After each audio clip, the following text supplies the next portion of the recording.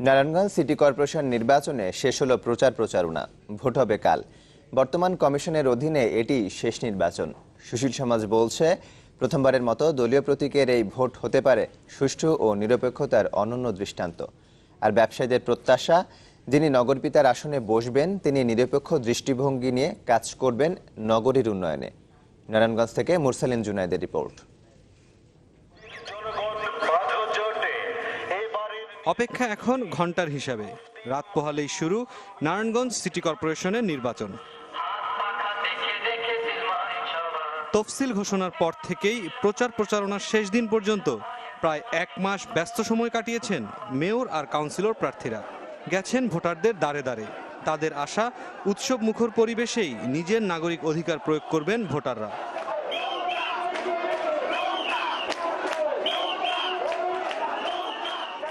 নির্বাচনের সামগ্রিক পরিবেশ নিয়ে একমত মেয়র পদে 2 প্রধান প্রতিদ্বন্দ্বী প্রার্থীও।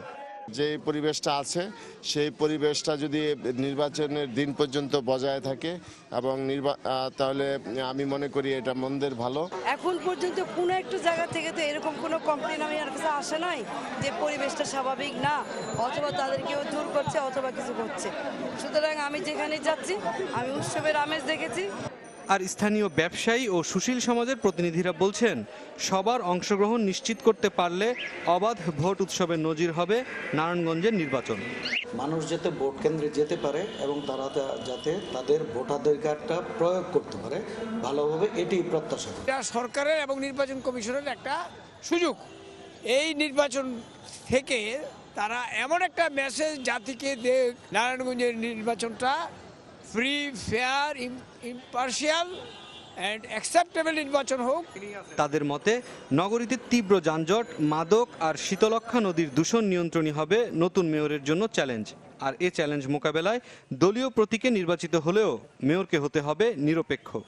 আগামী যিনি মেয়র হয়ে আসবেন, যেহেতু তার বুকের উপর দিয়ে এই নদী প্রবাহিত, এই নদীকে দূষণমুক্ত করা তার একটা 1 নম্বর দায়িত্ব হবে। নির্বাচিত হওয়ার পরে কিন্তু সে যেই হোক, সে কিন্তু জনগণের প্রতিনিধি হিসাবে আবির্ভূত হয়।